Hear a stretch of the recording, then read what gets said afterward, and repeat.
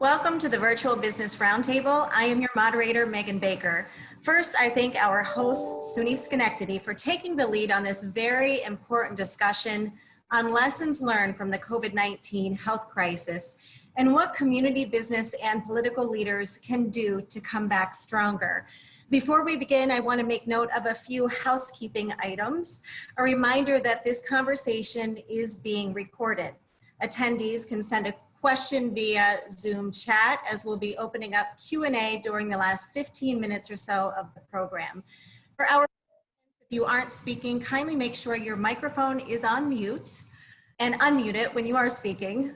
Finally, a link to the recorded virtual business roundtable will be posted to the SUNY Schenectady website, sunysccc.edu, within 3 hours of the program, and we'll provide this link to our panelists as well. Thank you all to our participants for committing time to this roundtable today. Assemblyman Angelo Santa Barbara was hoping to be with us today, but has important legislative duties to tend to. With that said, we begin our program. Dr. Steady Muno is the president of SUNY Schenectady. This certainly was not the way you could have ever envisioned ending your spring 2020 semester at SUNY Schenectady. Can you take us back to March when this all began and you had to quickly shift to virtual instruction?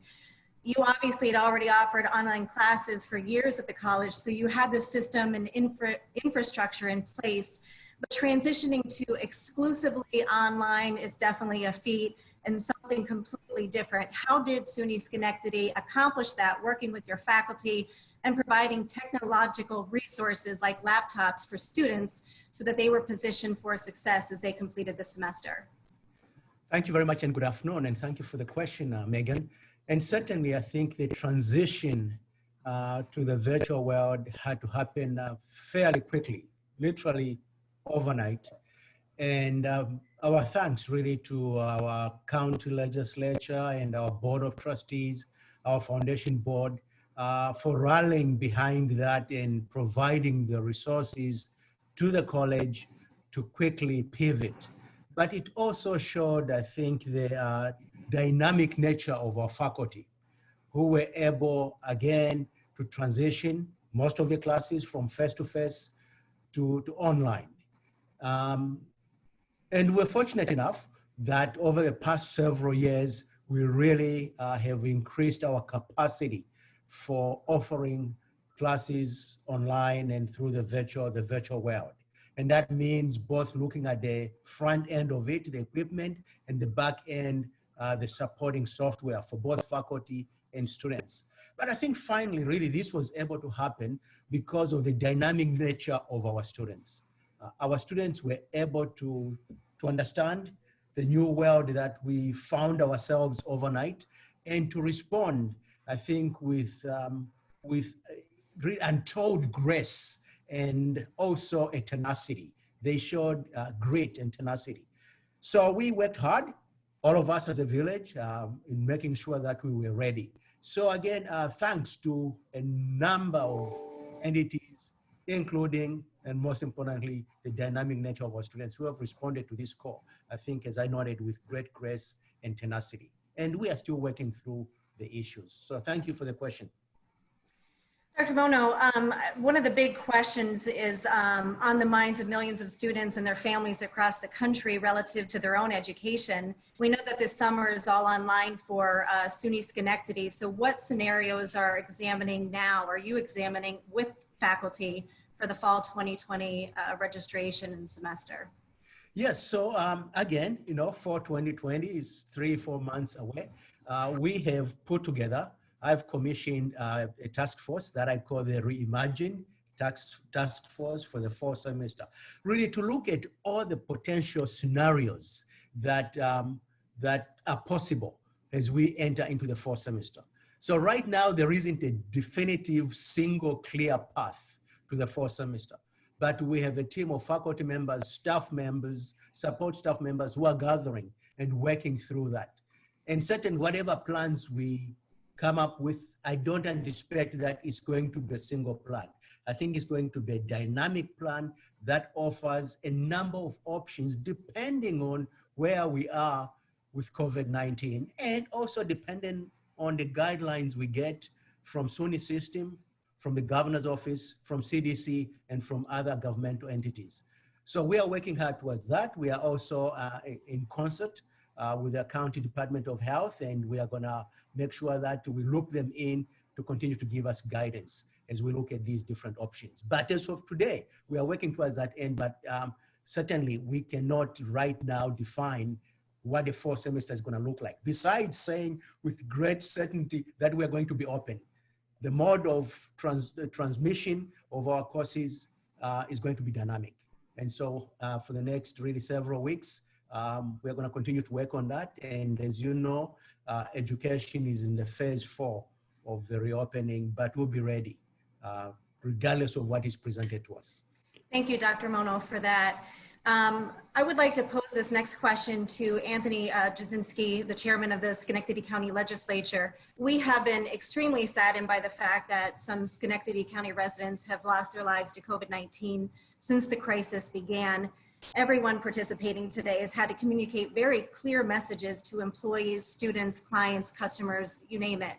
You have had to communicate to residents of the entire county. What are some of the ways in which the county has communicated safety precautions to residents throughout this crisis? And in what ways will you continue to do this so that there isn't a false sense of security as the numbers decline and businesses reopen? Hi, everyone. Thank you, Megan. You know, today we sadly learned that our country's death toll surpassing the 100,000 threshold. And here in Schenectady County, as of last night, we've lost about 31 folks. Each one of those deaths represents the loss of someone's mother, father, grandfather, grandmother, daughter, son. And our heartfelt apologies and sympathies go out to those families. Our initial communication was to our employees and our staff. Back in early March, as this COVID crisis began, the State Department of Health was reducing our workforce, and we aggressively and deliberately took action to secure our nursing home from outsiders, our county jail from outside visitations. And these early steps, I think, were instrumental in keeping the virus out of our county facilities. We also created a pandemic sick bank, which when made available to our employees, our essential workforce, they knew that if they became exposed or became infected, that we had their back. As early information became available on the potential infection rate, because this was a evolving crisis, early estimates were that the COVID virus had an 80% infection rate, which was quite high. We included information on how to stay safe in press releases to local media, through our website, accounts, to augment the nonstop 24/7.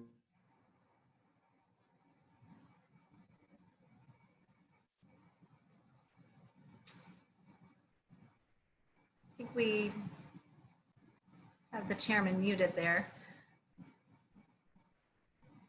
Chairman, if you can, I think accidentally your microphone's been muted.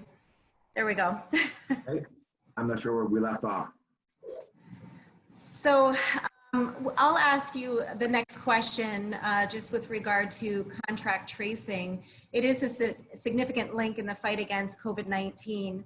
We know the folks doing contract tracing for Schenectady County have been very busy following each positive individual and reporting that information. Can you explain how this all works for Schenectady County and any plans for the future regarding contract tracing? Yes, absolutely. If you believe you've been exposed or you're showing symptoms of COVID-19, your first call should be to your healthcare provider. And if you can't get an answer or a question answered with your healthcare provider, Schenectady County Public Health is always available at 518-386-2824. And they will help you make arrangements to get yourself tested. If your potential exposure deems it necessary for a test, you'll be asked to isolate yourself from others until your test results are returned to you. If those results are negative, you can resume normal activity. If those results are positive, you'll be quarantined for 14 days or until your testing shows negative for the virus. Where contact tracing becomes very important is to identify other persons potentially exposed by having contact with you or someone who shows symptoms or who has tested positive for the virus. In Schenectady County right now, we currently have a staff of over 60 contract tracers who work with residents to identify those who they may have had meaningful contact with, meaningful exposure, get them tested, and hopefully stop the spread. When we experience a cluster of cases, our numbers rise. And we don't want to ever surpass the threshold for reopening. I believe that we're going to be in this for a very long time, as there is no model which shows this virus going away on its own. Our best hope for the future is for the development of a vaccine, which once widely distributed would allow us to return to our new normal. But contact tracing is going to be key to our success to stop the spread. Chairman Jasinski, thank you for very valuable and important information. We certainly appreciate it. On to our next panelist. This question is going to be for Mayor Gary McCarthy of the City of Schenectady. Right now, many regions across New York State, including the capital region, are in the midst of reopening. I know there are strict guidelines on how this can be done in terms of numbers, but what are some of the things planned for Schenectady as the city reopens, and how is that taking shape? Again, the guidance is largely coming from the state and the governor's directive and the executive orders that he's been putting out. We're looking to, again, work with businesses, individuals. Got a good relationship with the County Department of Health, Chairman Jasinski's team, is we want to create a level of confidence within the community that people can go out, can shop, can return to some level of normalcy. But at the same time, everybody has to practice some of the basic things that we've learned in this. It's wash your hands, wear a face mask, use social distancing to minimize your chances of getting the virus, and again, allowing us to go back to this new normal. So we're looking to work again with businesses. I've suspended the parking fees downtown.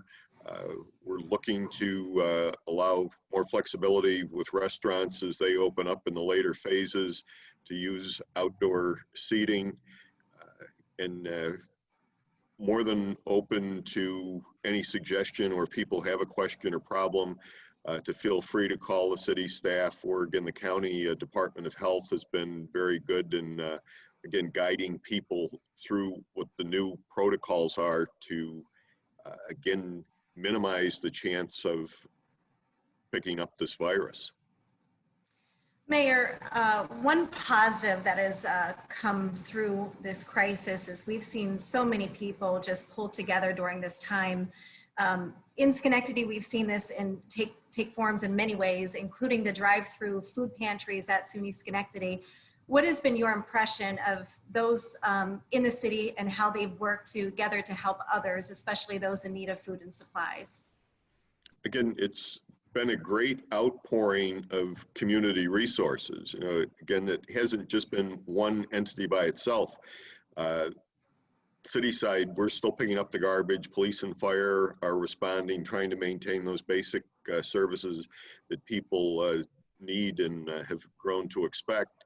But where people have been laid off, they've been quarantined, the community has stepped up, in the leadership of the county, to provide food for residents, to provide transportation, to again create some level of normalcy and confidence in people that, you know, we're going to get through this. And while it's a difficult time as we're starting out, we will make it, and we'll be better and stronger in the end. Mayor McCarthy, thank you for that. Mark Egan is the president and CEO of the Capital Region Chamber. It has been very hard to watch the effects of COVID-19, especially on small business. What are some of the incentives and programs aside from PPP that small business owners might not know about that they can look into to assist them during this difficult time?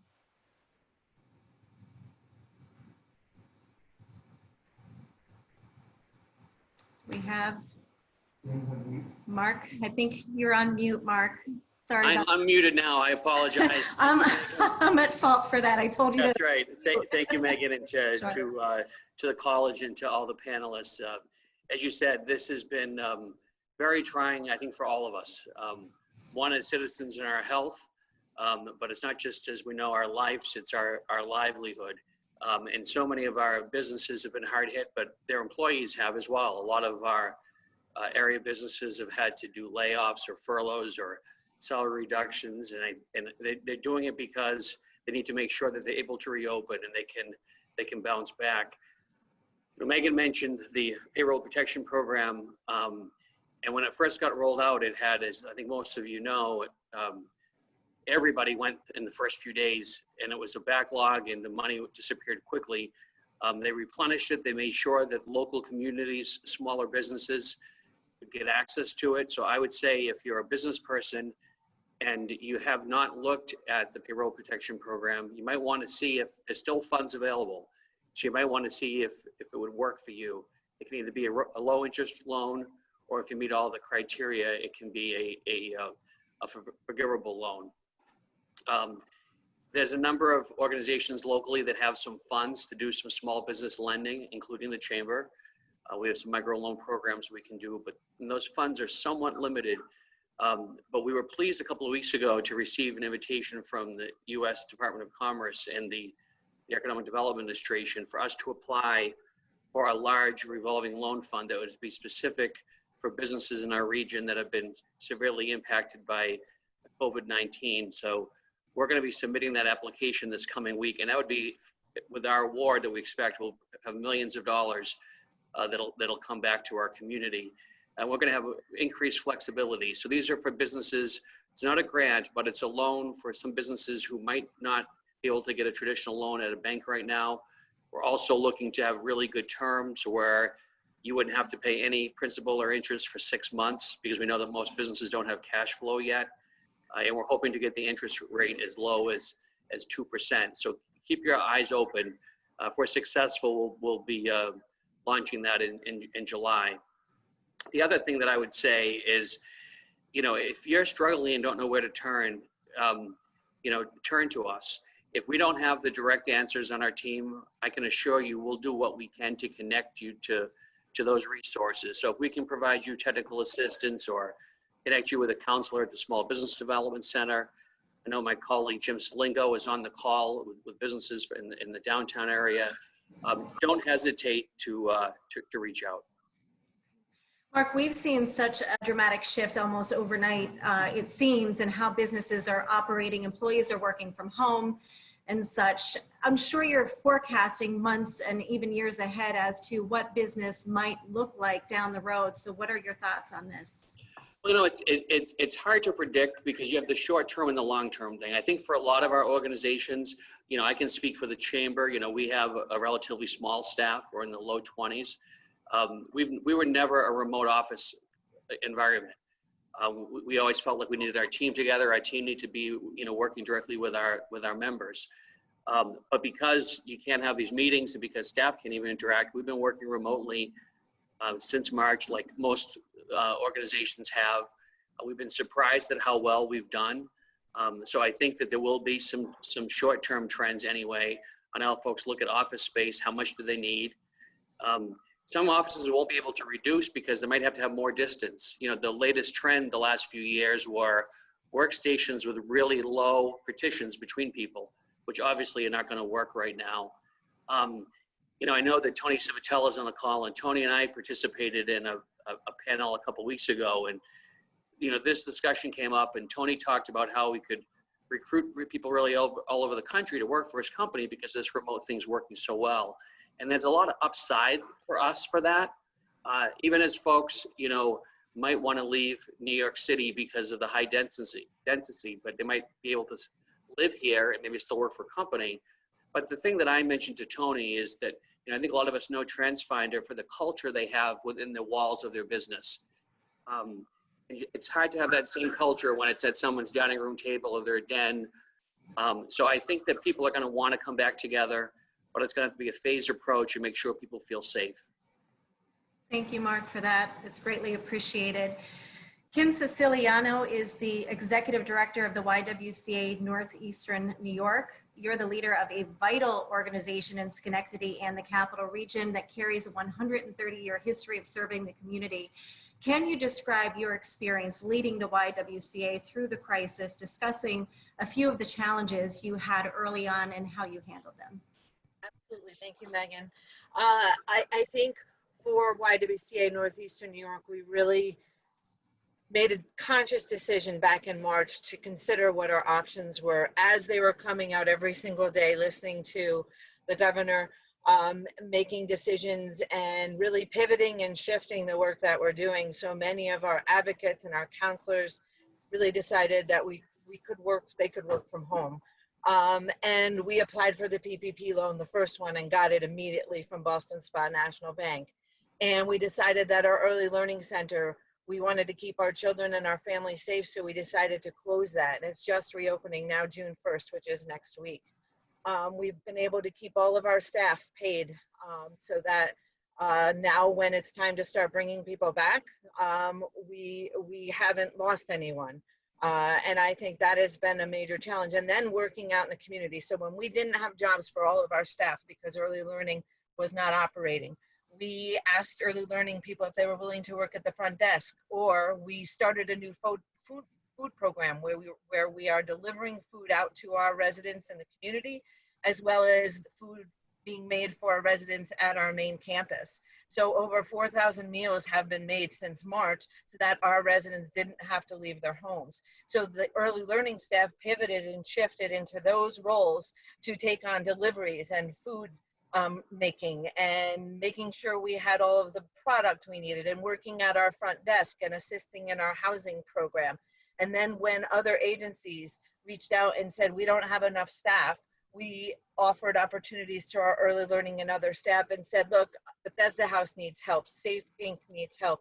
Does anybody want some hours at those agencies? And we had that crossover happen. So I think we were really creative in utilizing 80+ staff members, keeping them all funded throughout this, and not saying that's all you do, you fit into this box, and really, you know, exploring what people's capabilities are. And it was amazing to see people who had been in early learning, let's say, for 5-10 years, to now take on roles in other areas of the YW and say, that was fun, or I never knew that, or this is a new learning experience for me. So I think as a whole, the administrative team, which met in March, I would say every single day, before we made decisions around what we were going to do to keep the YW viable. And now we are coming out of COVID, at least to a reopening of phase 1, much stronger than when we started COVID. So I have to thank the staff, who are amazing. I have to thank my community partners such as SCAP and Bethesda House and Schenectady Foundation, as YW is on the leadership committee around the Schenectady County COVID Coalition, where we talk probably 4 or 5 times a week on all of the things that have been happening around housing and food and advocacy and getting people services that they need. So being a part of that coalition has really connected the YW to the community partners. And we've been able to also find funding through some foundations as well as the Schenectady Foundation and United Way to support the work that we're doing that required extra dollars to take care of the COVID issues, such as cleanliness, masks, bleach, gloves, all of those things that you need now to run a safe program. Please share with everyone what the summer at the YWCA looks like now, and then those immediate needs that you're going to need for the future for your programs. Sure.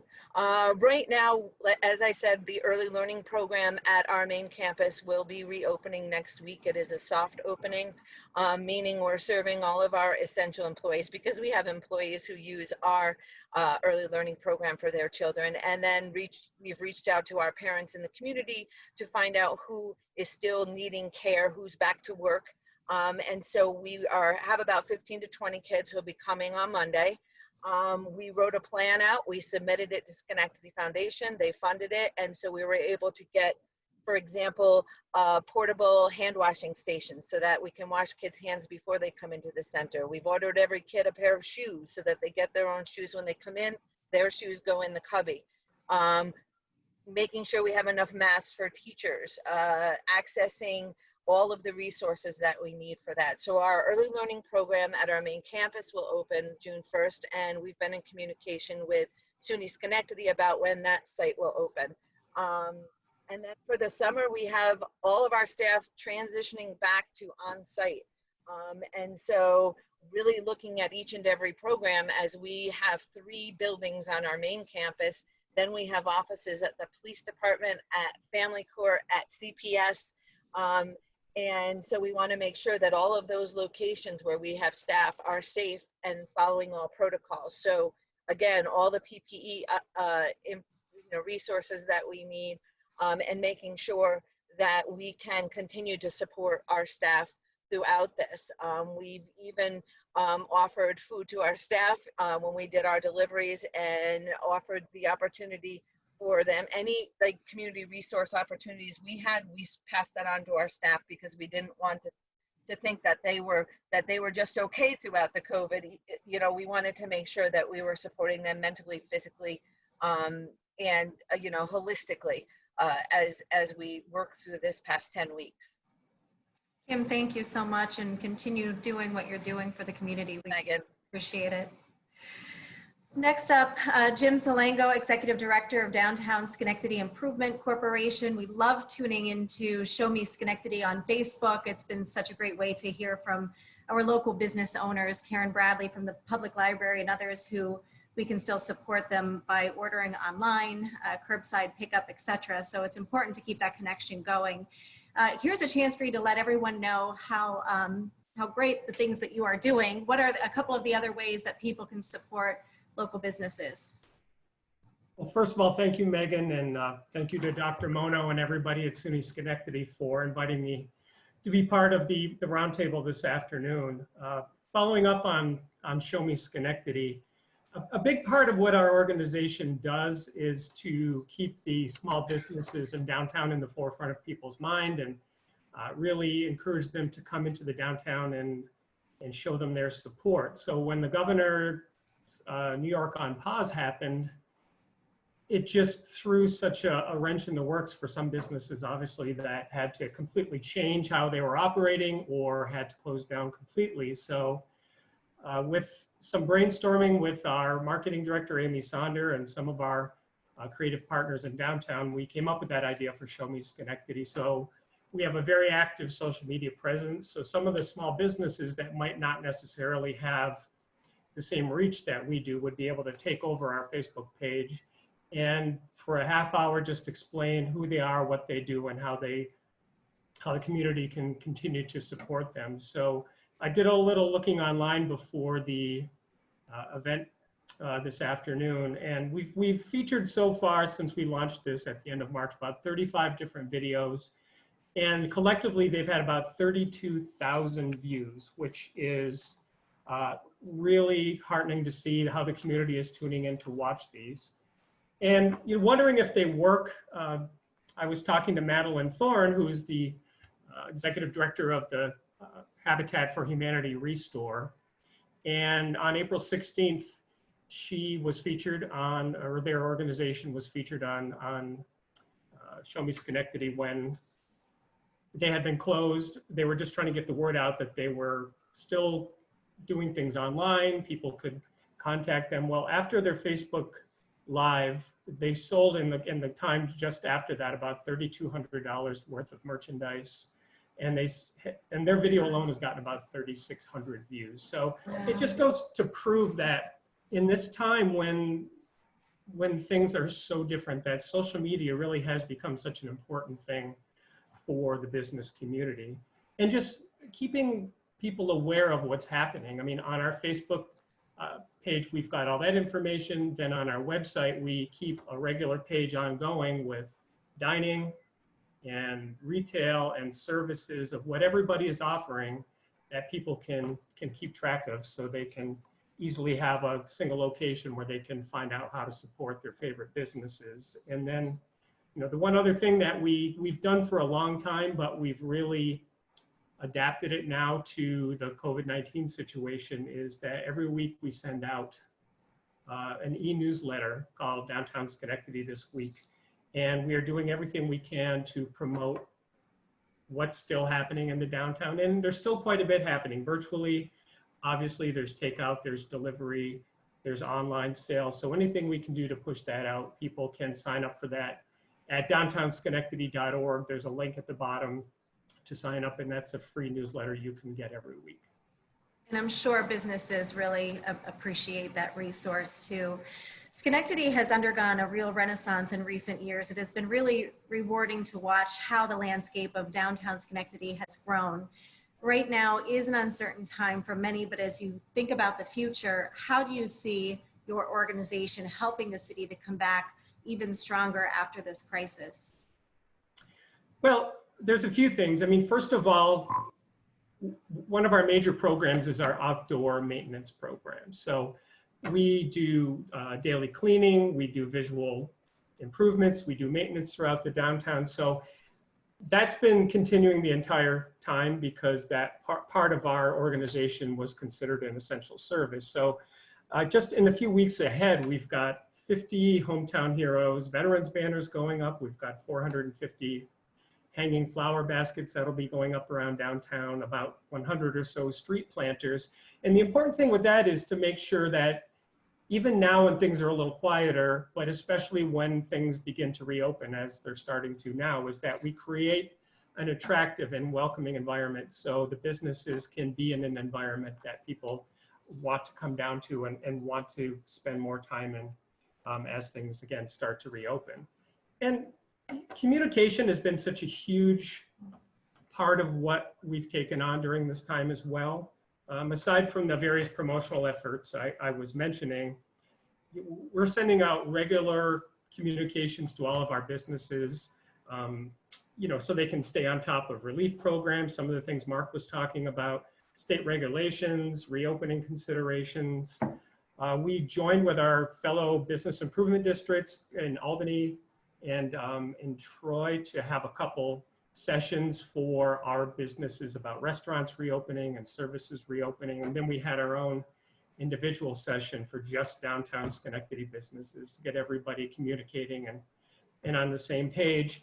And Metroplex Development Authority has been doing a great job keeping track of all the financial resources. So we've been in communication with them, pushing that information out. And then regular communications with Mayor McCarthy and everybody at the city on how we can all work together. So the nice thing is that none of us feels like we're on an island. We all have people we can reach out to. We all have people we can work with, and working hard, we'll be able to get through this together.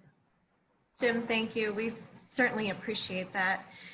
Andy Gulcher is the dealer principal and general manager of Mohawk Chevrolet and Mohawk Honda. It's great to have you with us, Andy, because we could hear directly from a business person about how COVID-19 so quickly changed how you do business. Tell us about how things have changed for you since New York State on pause began up until now, the reopening phase. I know for one, Mohawk Auto Group has implemented digital retail. Can you talk a little bit about that? Yeah, thank you, Megan. It has been challenging, just like for everybody else, but digital retail was kind of at the forefront of everybody's minds over the past year prior to the pandemic. So we were fortunate enough to dabble in it to the point that we could change our infrastructure and our processes relatively quickly to adapt to, Department of Health and CDC guidelines. What we found is that it's really been a super convenience for customers and has really expedited a lot of our traditional processes and made it easier for us to transact. So this, has really been a blessing in disguise. Thank you, Andy. I appreciate that. A business owner recently told me that keeping employees motivated and engaged was one of her top priorities. What are some of the resources that you have been providing specifically to your employees? So communication for us has really been the key. And we have, like most people, gone to weekly or sometimes even twice a week Zoom meetings with our individual teams and individual departments, just to make sure everybody knows what the strategies are, what's going on, how we're implementing them, and, you know, what they can do to be a part of that. And, you know, I think something that Ken said earlier really struck a chord with me. It was amazing to me how many of our people adopted new roles and were willing and able to do, you know, many, many different things when asked. And that really helped us, you know, prepare with all the necessary PPE that we had to develop. And we built a lot of that ourselves at our collision center and distributed it throughout the auto group, and just get a lot of different things done with different people that normally wouldn't have been asked to do those tasks. So the communication of what we needed to do, you know, on a very granular level was imperative, and it also helped us get to where we are right now. Because things are shifting and continue to shift so quickly with COVID-19 in the future, is definitely looking better, looking up. It's not possible to really gauge, though, what will happen too far down the road. Can you explain what you're doing now for the summer months, though? Yeah, we're just trying to communicate to our customer base and our potential customer base what we're doing to keep them safe. That's at the forefront of everybody's mind. You know, make sure our employees know what we're doing to keep them safe first, and then how we're transacting second. You know, so, and we are really shortening our forecasting, you know, based on the next month or two instead of, you know, annual forecasts, because nobody does know what's going to happen, and we're going to have to be nimble and adapt just like everybody else. So we're really trying to be very singularly focused on our forecasts as it relates to a timeline. And I think that's going to ultimately benefit us and a lot of other people as well. Andy, thank you for providing us that insight. Thanks, man. Appreciate it. Rayn Boncie is the founder and vice president of Things of My Very Own. This is an organization that we discovered not too long ago, and are happy to have you with us today. Your organization provides crisis intervention services to children who have been impacted by extensive abuse and or neglect. To start, we know that with this pandemic, you are probably in need of even more resources. Can you share how people can help? We're definitely in need of more resources. You know, there's been a lot of talk over the past few weeks about masks and how people were having trouble finding masks, or there was price gouging. What we need more than anything are simple things such as laundry detergent, cleaners, soap. Many of the clients that we work with, you know, masks are one thing, but if you can't go home and wash your hands, or if you don't have a home to wash your hands in, you know, those are urgent matters that need to be addressed. So soap, laundry detergent, undergarments, socks, bedding. We need mattresses more than ever before. Another way people can help is, you know, monetary donations go much further because we are able to purchase things at a cost that's a fraction of retail prices. But for even for those who are struggling, they can still help by, you know, spreading word about the organization and what we need. Word of mouth is our most powerful resource. Another way that people can help is some of these small businesses that are struggling to get people to their door, even if they are providing meals to someone on a you know, on an ordering basis. They can host donation drives for us for personal hygiene items. Domestic violence and child abuse have increased sharply during this pandemic. For many, home is not safe. How is Things of My Very Own assisting those in need, especially during this health crisis? So the numbers have been going up and down since COVID started. There was an immediate spike. I believe we were at a 412% increase in services over last year. And it goes up and down. And what we've noticed is that it depends on what's in the news. So people start to panic if something bad's in the news, and if somebody's coming out and saying things are going to be okay, we're getting less referrals. But, you know, we are working hard to make sure that our clients' needs are met. We used to work only on a referral basis. We did run into some problems with that because a lot of the agencies that were making the referrals, their caseworkers were working from home and were unable to write them. A lot of caseworkers used to do home visits and they were unable to do them, so they were unable to write referrals. So right now, we are still accepting referrals, but if someone is in need, they can contact the organization directly for screening. Clients are no longer coming into the center for their own health and safety and so all eligibility interviews are being done over the phone. We're either, depending on where you're located, because we do service the 11 counties of the capital region, we are offering limited delivery service, and all other services are done by appointment. So let's say we do the interview at 10 a.m. by 10:30, they can usually pick up everything they need. Thank you so much information. Next up is Catherine Hover. She's the founder of Palette. Hi, how are you doing, Catherine? I'm good. How are you? Good. You opened Palette almost a year ago. Can't believe it's coming up as a cafe and creative workspace in Saratoga to start. You're not new to owning a business with Saratoga Paint and Sip Studio also, but I'm sure this crisis was nothing you could have ever envisioned, especially for your new business almost a year ago after it happened. Shed some light on how you've been impacted and affected personally. Yes, of course. Thanks again, Megan, for having me and for everyone being here. I appreciate your time. So right away, we basically agreed with that coffee was essential and we stayed open. I kind of decided early on that I was willing to take on more risk, take on more debt, and do whatever I had to do to protect my staff, which is my most valuable asset, and our members at Palette.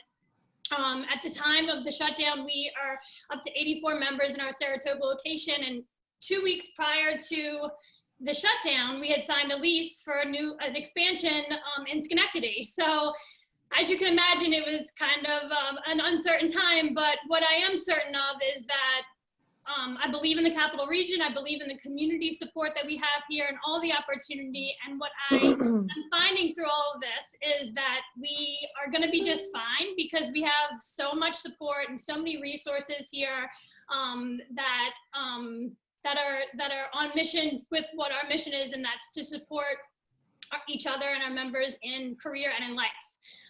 So prior to the PPP even being an option, we decided, we weren't going to lay off anybody. We were going to do whatever it takes to stay open, stay safe, compliance, obviously.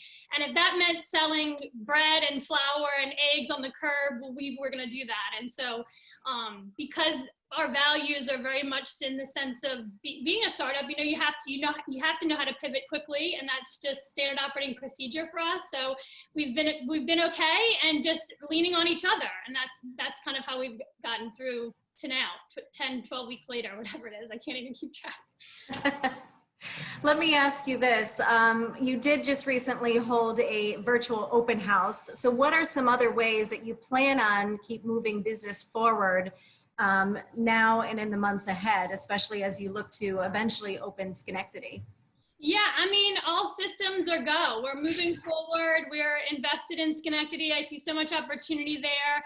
And after our virtual open house that we did last week, which was the first, but it was just as impactful, we had about 6 members join after that. So we're up to about a dozen members. And actually today, somebody in the community just sponsored another person in our community to be a founding member of Schenectady, which just goes to show we have so many amazing people in our community, and we just have to lean on them right now. And so yeah, we're still moving forward with Schenectady. I do have to give a shout out to the city of Schenectady and the city clerk's office. They've been so responsive at a time when you think everything's shut down. They are still moving forward and very responsive, which is so great to have that experience, especially in a period of startup and opening a new business, and it's actually been quite wonderful. So I'm excited just to keep moving forward, and I implore people to just come call us,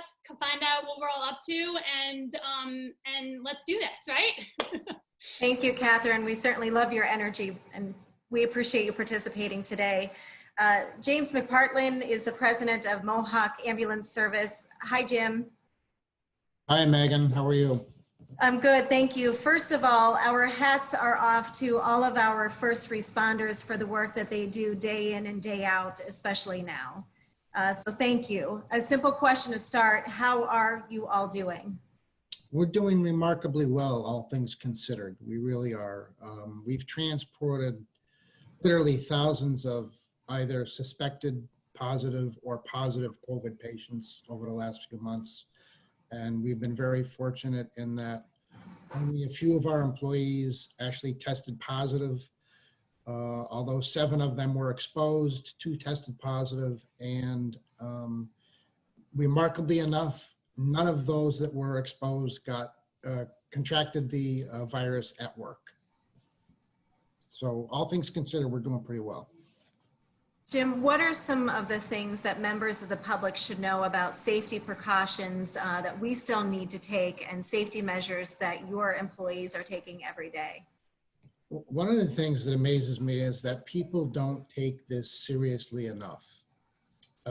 Not just frontline healthcare workers, but all healthcare workers are used to and accustomed to dealing with these types of viruses on an everyday basis.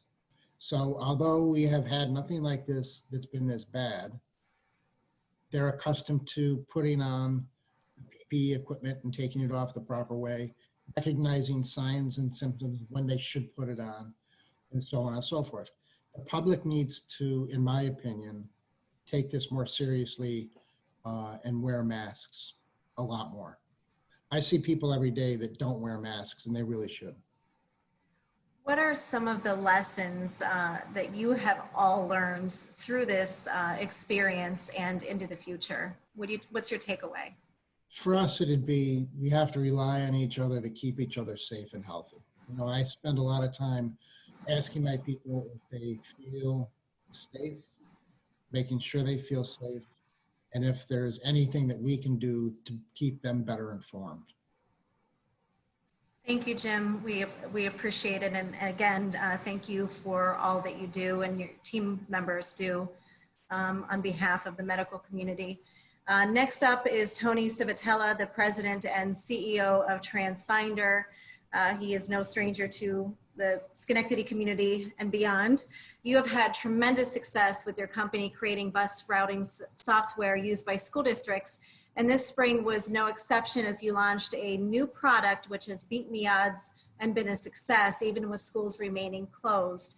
Tell us about that software and how things all came together. Megan and everyone, I miss everybody. I was down into the office just this past weekend and I started seeing just some activity, but I miss being downtown. I miss seeing all you guys, and I can't wait till we all can be together on that terrace and enjoy ourselves and, you know, and celebrate that we're still here and we made it through. So thank you for the opportunity. Again, I miss all you guys. You know, technology company, we always talk about being agile, and you know, that's been my pitch for years, but clearly we put that to a test for sure. On March 13th, I made a decision that we're going to be a remote company. That morning I went into the office, I met with all the managers, and we already were planning on for a few days, and I made sure that I told all the managers, just do your job. Let's just worry about your job and your team. And it was about 13 people in that room, in our conference room. And I went through everyone. It's like, you know, just do your job. That's all I'm asking you. Don't do anything above and beyond. And don't worry about the person next to you. And my job is to make sure that we're coming back. What we did that day, Megan and everyone, everyone got this big box. They got their computers, even the HDMI cords, you name it. We made sure there was a checklist that you're going to be home and you're going to be operational. So we made sure that everything, you're going home with everything you need, whether it's all the equipment, we tested everything. And so it was a really sad day for me, I have to tell you. All these people, you know, really nervous. They had this big box just walking through the front door. And I made a promise to the team that my job is to make sure everyone comes back into that office through the front door again as being employees. That was my goal. So then I started making a lot of phone calls, and yeah, we had this product that was slated to be released on April 6th. What a tough time to release a product in the middle of this pandemic. And I started making a lot of phone calls to our clients, and now they're saying, hey, I'm gonna have more free time. Maybe I could, you know, play with the product, give it to me. I wanna actually do something with it. And of course, nobody knew what all these what if scenarios now they're gonna have to do in the fall, but they started calling us, and really made a lot of decisions about, we wanna be really head up the communication, and something that we feel that communication is such an important thing. I've completely pivoted on everything. I mean, man, it's been like our other word is pivot. And really, even my role as part of being CEO of the company, I mean, I'm a technical person. I've worked for 4 years on this product, but it's a huge product, and it just happens to be, it solves today's problem of all the what if scenarios. And And really the big thing is that we want to make sure that this product meets our clients' need. And we just started making some phone calls. We started lining up with a lot of national association. You know, the Zoom, of course, now it's become everyone's doing this, but we've had this technology, you know, since the beginning of time. And so we went to the National Association saying, hey, we'll help you communicate, spread the information, you know, how to clean the buses, how to social distance, all these things. Even though schools are closed, they're all thinking about this. So we were right there, and I just came off a webinar. It was for New York State. Again, we're part of this. So we really took a leadership role to be part of communicating with school districts across the United States. So that really gave us a whole nother edge. So it's all about brand, but we did, I mean, I have to say we're blessed and we're grateful for being a technology company, how we're able to pivot immediately and be very successful, really successful. So again, we are grateful and very blessed that we have this role for sure. Tony, you know, mentioning pivot, many businesses have had to do that during this pandemic.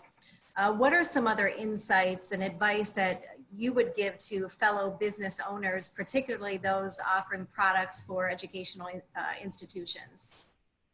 Well, education right now is such a big unknown, and this is really where it's part of my job is just to make a lot of phone calls. I've never made so many calls in my life, honestly. And I couldn't believe that I'm actually able to sit for 12 hours straight on my chair here. And Dr. Mono, I put the jacket on for you. This is my first time in a while that I've actually put a jacket on. So I knew he was going to wear a jacket, so I put it on for him.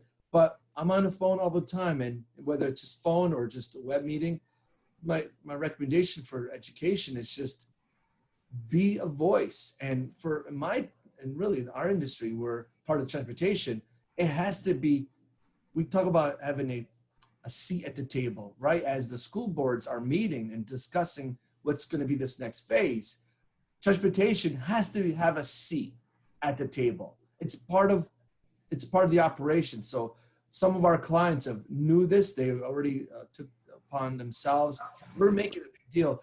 I mean by seat at the table means you're part of the discussions. And that's important because there's definitely going to be two tables, right? There's two buckets. There's people that are waiting for directions and they're just saying, all right, I'll wait last minute to actually react. And then the other people are saying, I can't wait till a decision is made. Let me come up with some scenarios. So that's my recommendation with the education is make sure you have a seat at the table because a lot of conversation, a lot of decisions will be made and you want to be part of that decision because if you're not, certain things are going to be missed. And all of a sudden, once a decision is made, you can't go back. Yeah, but we forgot that piece. Well, it may be too late. So, and I think that applies to almost every business, of course. So you have to have a seat at the table. That's right. Tony, thank you. That's some very sound advice. We certainly appreciate that. Philip Morris is the CEO of Proctor's. Arts organizations have been impacted significantly by the crisis because of the very nature of your role and your work presenting performances. Can you share the impact this has had on Proctor's, specifically your employees and your mission? Absolutely, though I want to tell a cute and wonderful story. ME Engineering is across the street from Proctor's in the City Center building, and they're a client of ours. You know, they've been a consultant to us for years and years and years with our power plant, which is an essential business, clearly, giving heat and cooling to Tony's business, among others. They were amazing. They wanted to make sure that new coffee shop, Square One, made it. They recently purchased it from the previous owner, and they decided, knowing we had a couple of essential businesses, the power plant, our ticketing server, and our television station, Open Stage Media, they made a $300 gift certificate they purchased on behalf of the Proctor's employees who were still downtown. I think a really cool idea, one that we could replicate 100 times over, any one of us. And I want to share it because it's one of those little, secret little stories of someone doing a great thing with a great idea. We could use those feel-good stories right now. Thank you. Yeah. So if you don't mind, I'm going to package my comments as the bad, the ugly, and the good. Being a little theatrical, right? Might as well play with the movies. So the bad, we are in an industry that is the exact opposite of social distancing. If we try to social distance the large main stage of Proctor's, we would have 545 seats rather than 640. If we social distance the GE, which is 434, it would be about 70. Last year, we had 3,020 events at Proctor's going 7 days a week, except for Thanksgiving, Christmas, Labor Day, and Memorial Day. On March 13th, we shut down. We went from 3,000 events to 0.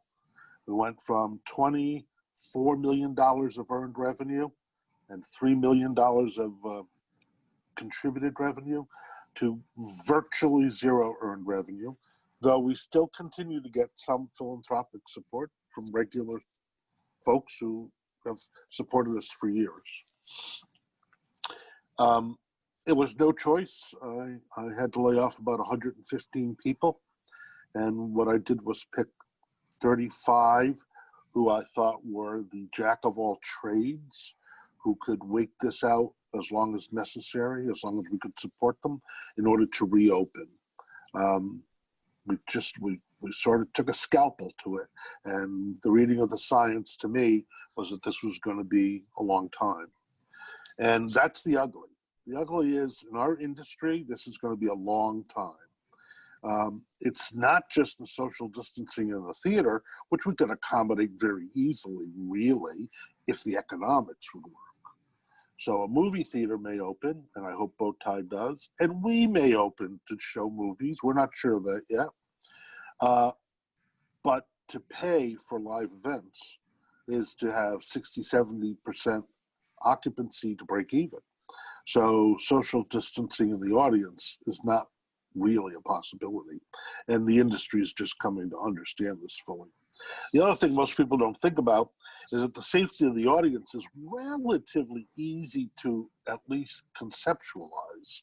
But the safety of backstage, hundreds of performers, musicians, technicians coming from buses and trucks from other places, it's not, there's no amount of sanitation or thermometer checks or anything else without a system that's community-wide for tracing and testing that's really substantive, that's going to work for us. We need to, we'll be sitting this out waiting for ideas, methodologies that are more than just spraying the building to make sure the seats are safe, but is figuring out how to transfer a prop from a truck to a table, from a table to a performer, from a performer to another performer, back to a table where it's cleaned. And it's going to be a big deal. And I would call that the ugly. The good is that, as Tony Civitella said, you got to pivot. You can't just sit. And while this is a shock to our system, right? It's a shock. And it's a shock to downtown system. We were attracting 800,000 people a year. We've been inventive as hell. Our High School Musical Theater Awards happened a week ago Saturday, and they were virtual, and were terrifically well received. Next Saturday and Sunday, the 7th and 8th, Kids Arts Fest, which has been going on for 30 years, is happening virtually. We have volunteers here today stuffing 1,500 bags with supplies for kids who probably don't have supplies, because we're distributing the supplies through the Schenectady Housing Authority and the Albany Housing Authority before broadcasting on our television station on demand all the instructions and interaction for what those supplies are for. And the supplies, 5 bags of supplies weighs about 7 pounds. So there's a lot of stuff in these bags. We've decided to pivot with one of our open stage media stations, the Arts and Education Channel, and we're turning it into a hyper-local arts network. We've applied for and gotten a Vimeo channel. We're waiting for a Roku channel, and we've gotten an Apple TV channel so that we will be able to be viewed on television as well as computers, as well as on cable, and people will be able to sit in watch the large screen and watch a hyper-local arts network that's collecting materials from all kinds of places, and that's going to be scheduled, look good, and be coming right out of our building here at Proctor's in Schenectady. So we are trying to stick to our mission, which is sustainable economic development, quality education, and rich civic dialogue. And soon, been talking to Jim Salengo about it, we may be announcing an idea about a way to bring live music to bars and restaurants with limited capacity for seating. So we're on the edge of doing something right there. We certainly look forward to that. Philip, one final question for you. What are some of the federal loans and grants that Proctor's has applied for, the process involved, and your outlook on how your organization and other arts organizations will receive assistance now and into the future? Well, many of us, I kept track specifically. I'm on 3 different national Zoom calls.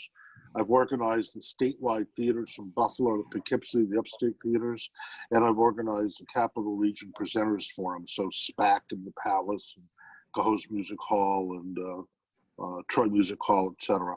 All of us have had some success with PPP. We have. And just recently got our first notification from SBA that we may be actually in line for an EIDL loan, though now they're quite modest in size.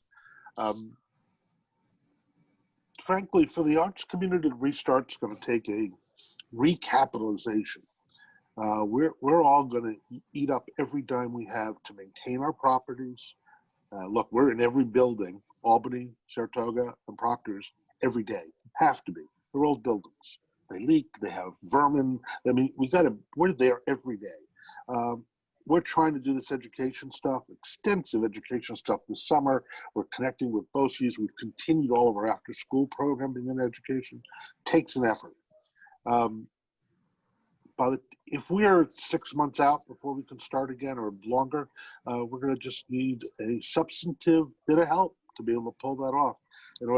Everything that we can do early on will get us up to a new capacity. And I'm calling it a new capacity because we're going to look different 2 years from now than we did a year ago. And we're going to invent it and embrace with our community what that means and be clear about it and make it happen. Thank you, Philip. We appreciate that, and thank you for participating today. Jamaica Miles is a community activist. You're someone who has worked with individuals and groups in the community regarding a variety of issues. What are your reflections about how COVID-19 has affected those in the community? Absolutely. Thank you, Megan, and thank you everyone for holding this important conversation and making sure that we have an opportunity to talk about it. I have worked predominantly in the city of Schenectady, but also across the Capital District.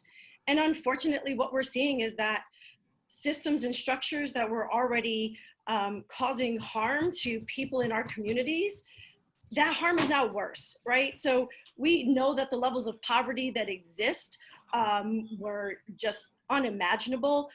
People already were struggling, were 1, 2, 3 paychecks away from being either homeless or not being able to provide for themselves in some type of way. Those people now are homeless, are facing eviction. People who were considered service workers are now considered essential workers. So people, and those were people that were not making a livable wage before COVID hit. They were the individuals that were struggling day to day to provide for themselves and their families. And now they are risking their lives so that we can have food, so that we can have the supplies that we need and take care of ourselves. Domestic workers are out of work, and those were individuals that didn't have healthcare or paid sick leave or are able to get unemployment in many cases. So our level of poverty that was already critical, including here in the city of Schenectady, is now exploding. So more and more people are in need.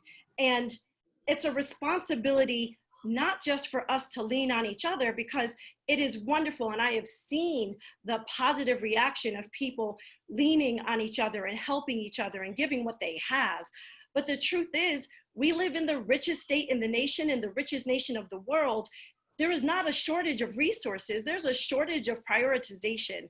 There are people that need food, that need shelter, and are not being given that opportunity. So there are people who need childcare, right? That have small children. I'm the mother of 4, and our education system actually continues. It's not that our schools shut down, the buildings did. So those children now are at home with their parents, who some of them are either out of work or their hours have been lowered. They have less time at work, or they've been furloughed or laid off. I'm fortunate to be able to work from home, but I'm working from home, and now I also have to help educate my children who are trying to get an education from our school system that was underfunded back before we saw a decrease in funding. So what we're seeing in our communities is that the problems we had are being brought to light for a lot more people than there were before. People that may have thought that they were middle income, or that they were, you know, part of a safe community, that they had enough to provide for themselves and their families. Those are now individuals that know what poverty feels like, that realize, oh my gosh, this is what people were talking about when they said, I can't provide for myself or my family facing this moment. So COVID-19, the health crisis, has shown us the systems and structures that already existed that were causing harm. And I hope that we find a way to no longer go back to the way things were before, but go forward in a way that offers everyone the opportunity to thrive and no longer struggle to survive. Jamaica, thank you for that. What are some of the ways in which you to spread the word about precautions and safety and resources? Yeah, so I happen to be, we're gonna let him go. Go get Elias. He said no. I happen to be the founding member of a community organization called All of Us. And we partnered with the county and with individuals to get masks directly to community members. So over the last month, every weekend, we actually make deliveries to people's homes. We ask them how many adults, how many children, and where do you live? That's it. There's no pre-qualification, no income or anything like that. And to date, we have delivered over 600 masks between the donation from the county as well as people who made them. Because the one-size-fits-all masks do not fit all, especially children. And there are people walking around without masks. Some of them don't realize they heard phase 1 reopening and they were like, oh, okay, we won, it's over, we can stop now. So being able to educate folks and for them to understand where we are, but also to get them the supplies that they need, which we heard from also Kim and Rayn. People just need stuff that they don't have access to, and no one should have to pay for something that's going to be the difference between them being able to be well or to be in the hospital. Jamaica, thank you so much for participating. We certainly appreciate it. Last but not least, we have Mona Golub. She is the Vice President of Public Relations and Community Service for Price Chopper and Market 32. Thank you for joining us, Mona. It's wonderful to be in all of your excellent virtual company. Thank you. Your supermarkets have been such an important presence in our community for decades, with generations of shoppers buying their grocery items and more at Price Chopper Market 32 for their families. A trip to the supermarket has taken on a totally new meaning during the crisis, and I'm sure you needed to provide information to customers that you never had to provide before. As this crisis has unfolded, can you walk us through the messages you needed to convey, perhaps relatively quickly, to customers, and the importance of those messages? Certainly. First and foremost, I think amidst all of the national and even regional and local stories that led to panic buying, we realized how critical it was to reassure customers that the food supply was not in jeopardy, that our company, our teammates, our trade partners were doing everything within our power to keep the food supply safe and flowing. And I think perhaps even more importantly, that if we are respectful of one another, that there was and is plenty to go around. Now, we've also delivered messaging around special shopping hours for seniors and the immunocompromised, free RX delivery during this time, and obviously the safety and sanitation and social distancing protocols that we've layered on one after another that needed to be communicated. And in some ways, this messaging has been particularly challenging because the information with which we're dealing is not static. It's changing and evolving, in some cases, several times a week, with concerns and guidelines differing slightly, not just from state to state, as we do have stores in 6 different northeastern states, but even sometimes county to county, which has required us to adjust our business on a daily basis. So now we're focusing on communicating to our customers how they can help and respect each other by wearing face coverings and following social distancing protocol, not hoarding products, and panic buying and those sorts of things going forward. Mona, switching the focus just a little bit from your customers to the employees, we certainly owe a debt of gratitude to all of our essential workers who have kept things running during this pandemic, and that includes everyone working at the supermarkets. What are some of the new strategies and safety protocols that you have had to put into place, and how did you work with the employees on ensuring their safety while keeping operations running? Well, our teammates truly are our heroes. And as a company, we've always been focused on communicating with them and treating them with respect. These values have served us well across our 87 years in business based here in Schenectady. And it's allowed us to maintain very transparent and empathetic and respectful communication with our teammates throughout the pandemic. The fact that early on we closed at night to allow for less frenetic replenishing of shelves and deep cleaning, that we launched a hiring initiative, by the way, not just to help clean and fill shelves, but to ensure our ability to accommodate those teammates who needed to be home with their children who were suddenly home from school. The hand washing regimen, hand sanitizing regimen, the wearing of face coverings, which, as we know, CDC's opinion evolved on midstream, the disinfecting of all high-touch surfaces around the store, those mobile, like carts, as well as those fixed in place, keypads, check rating stands, Veriphones, ATM and lottery machines, door handles, service case windows, utensil handles. Doing that throughout the day, and at the same time hiring professional crews to come in and deep clean each of our stores every night. The signage that we put out to reiterate both local and statewide messaging as related to social distancing, the floor graphics that we laid down to emphasize those guidelines, alternating open registers, installing plexi shields as a safeguard at all of those points where teammates and customers come in contact with one another, so not just registers, but the customer service desk in our pharmacies as well. Encouraging single shoppers in a household to shop to thin the density within the store, implementing one-way aisles, capacity limiting to less than 50%, and finally deputizing social distancing captains specifically to educate to the importance of following all of the guidelines that have been laid out. And the truth of the matter is that the result has really led to an amazing shared sense of purpose in taking care of our customers and the communities that we're in. It's led to so many great stories from and about our teammates who have gone the extra mile to help. And we are so very proud of them, given that they share many of the same concerns that we all do. And yet they come to work every day and they do their jobs with a lot of heart and a lot of pride and have truly risen to the occasion. Thank you, Mona. We certainly appreciate that. So now I'm going to open it up to attendee Q&A for the next 15 minutes of this program. We do have a number of questions coming in. So the first one is for Dr. Mona from SUNY Schenectady.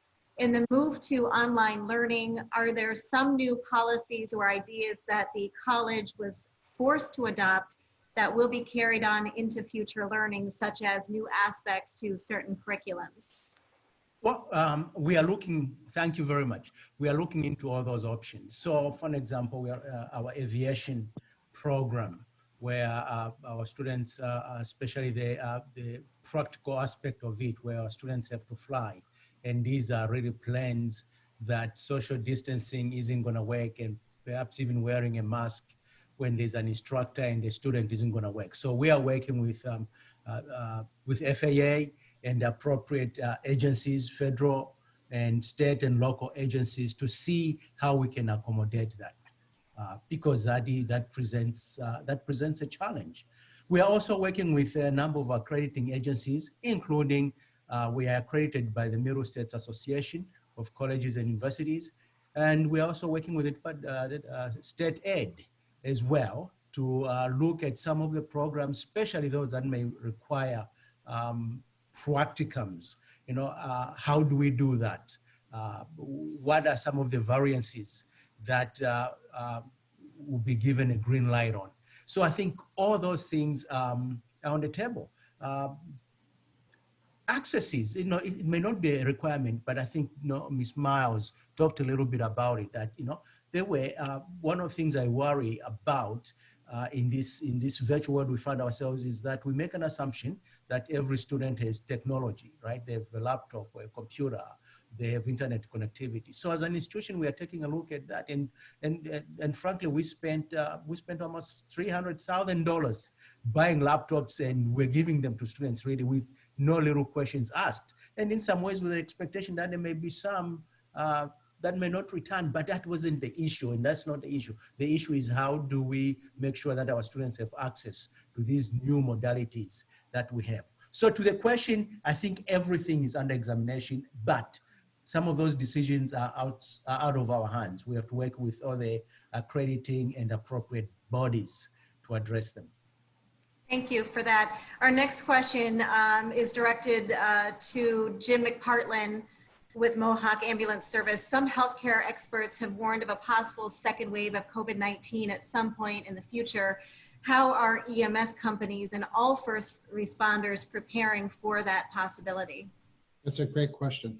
We actually meet on a regular basis, or I do, with our senior leadership team, and we're in the preparation steps right now of securing additional PPE for the fall. We have enough to get us to the fall now, but we want a significant amount above that in the event that there's a spike later in the fall and into the winter. Thank you, Jim. This next question is on to Chairman Jasinski, going back to a point that Jamaica Miles had made about families needing to balance work or the search for work with children at home because of the pandemic closures. Are there any discussions on this going on right now?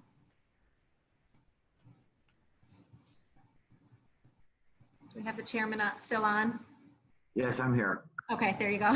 It's my understanding that child care centers are in the process of reopening if they're not reopened already. So folks can take advantage of those services as they become readily available. Thank you. This next question is for Catherine with Palette. How did you pivot so quickly, and how are you opening a second co-working space during such a difficult time?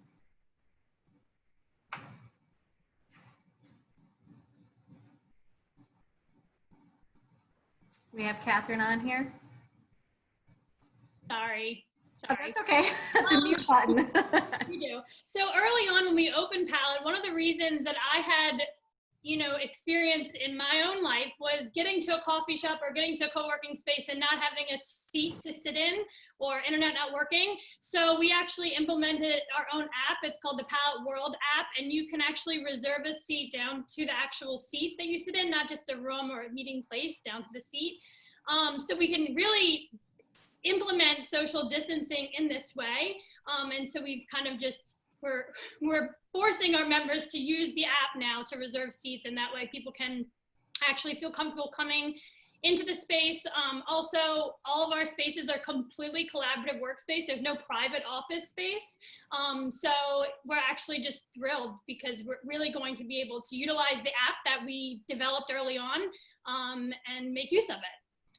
Thank you, Catherine. This next question is directed to Mayor McCarthy as well as Chairman Jasinski. It is with an expected tax revenue shortfall in state and local government. What are some policies being considered to help bridge that gap? From the city's perspective, we're continuing to lobby and advocate in Washington for assistance to fill those gaps. You know, the federal government has stepped up to the plate and helped businesses. It's helped so many entities out there, but it has left state and local governments largely unaided in any way. There was a program that went out and helped communities with populations in excess of 500,000 people. Schenectady, we're looking at a shortfall in revenue of, could be as much as $11 million. So we're doing some cost savings in the interim, implemented a hiring freeze.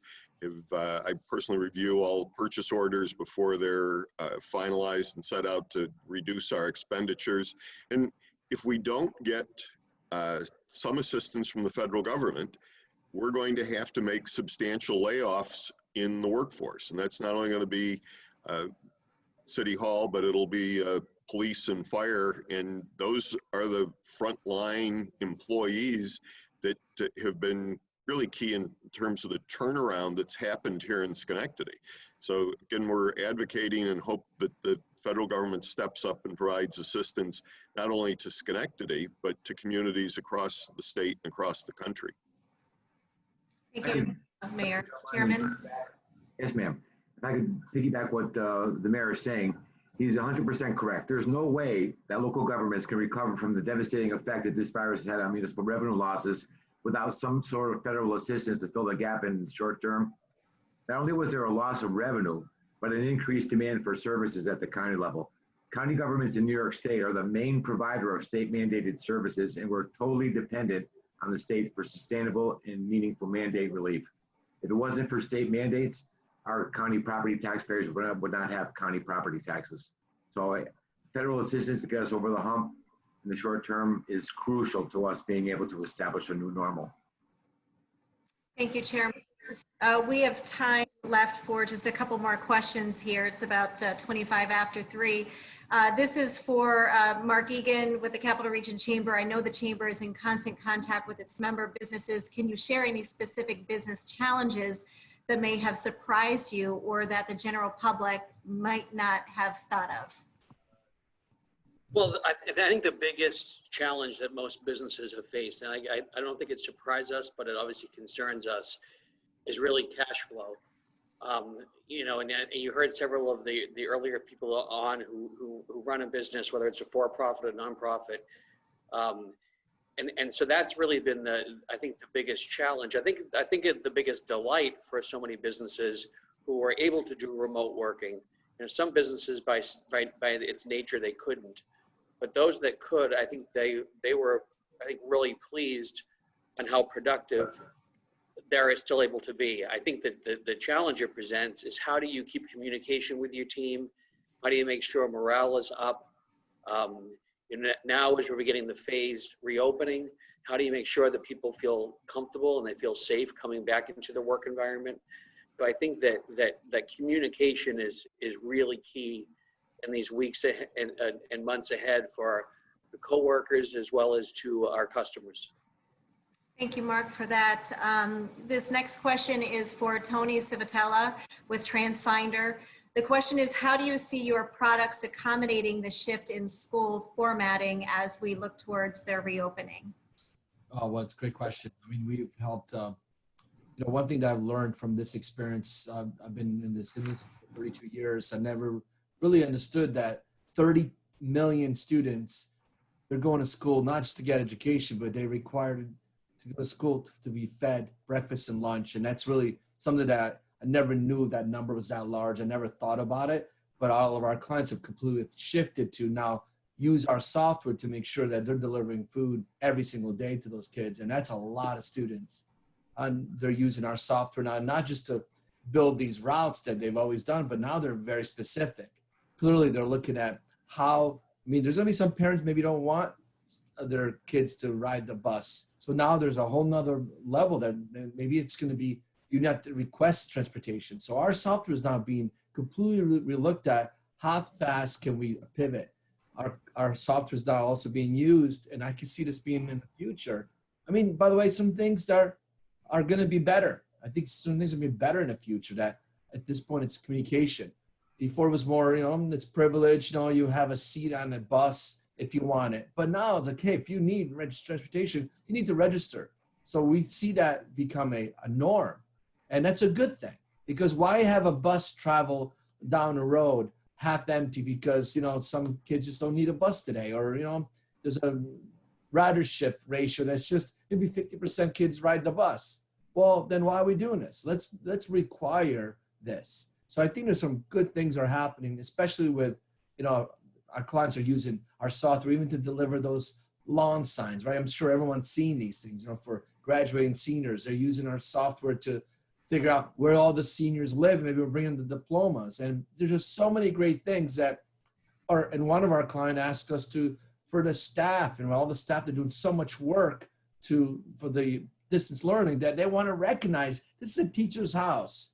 They're front line, and they want to put those lawn signs. So I think some of these things are going to continue. Why not do that? These are unsung heroes, right? When you see a teacher, you don't know that teacher lives in that house. Why not do this for going on further? So we think our software is going to, it's not just in this time of need. I think we're clearly the demand of just being service oriented and be efficient and be safe. That's going to just continue. So we're very blessed to be in this industry, but the 30 million students that need, there's three things that kids go to school for, right? Number one is we hope it's education. Two is it's almost babysitting. And three is to be fed, which is crazy. That needs to be fixed. The new normal can't just be that. We have to figure that out. But software, we think to figure that out is going to require that we hear from more voices actually on the ground, that we're hearing directly from those that are most impacted, parents and community members, that daycares shouldn't be opening because people have to go to work when it's not safe enough to have a daycare open. And that revenue isn't just coming from the federal government, but our state has an obligation to raise taxes too on the wealthy who are not giving back the resources needed. So it's not just the federal government, and hearing directly from parents and community members and impacted workers is essential for us to be able to move forward in a way that changes the way things were and gets us to a better place going forward. Thank you, Jamaica. We have time for just one quick question. I'm going to direct this towards Catherine. Catherine, if you can give us a quick answer on this, can you tell us a bit how you are reimagining what your pivot might look like for your co-working space in the era of social distancing? We kind of answered this early on about we have an app. We also just trust in each other and our membership. When you join Palette, it's not just a place to park your computer. It's a place to belong and a place to give the support and get the support you need. And half of that is just asking for the help. And I think that's a lot of the times as women in business, and mothers and parents, we struggle with asking for the help. And Palette really facilitates that ask to make it easier and then connect you with the people that you need to be connected with.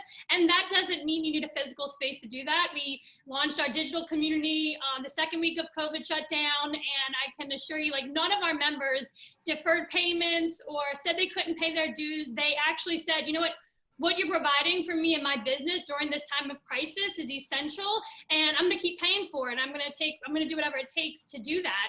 And that right there kind of shows this isn't standard operating procedure workspace. This is a community, and we are lifelong committed to supporting one another in ways that we just have not been supported all up until this period. So I think that we need to all rise to the occasion, all show up and figure out what it's going to take to not go back to the normal. The normal wasn't working. So I hope that answered your question. Thank you. Thank you. We are out of time right now. Thank you to our panelists for your insight today. It was a great discussion, and our attendees as well. And a special thanks again to our host, SUNY Schenectady.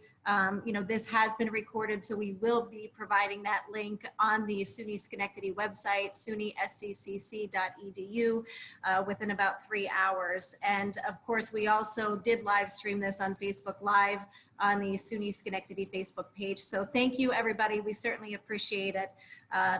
good luck with everything and getting back to work and business. And thank you for all the resources that our community programs provide. Thank you. Thank you. Thank you. Thank you. Bye. Thank you. Thank you. Appreciate it, Megan. Thank you. Thanks, Megan.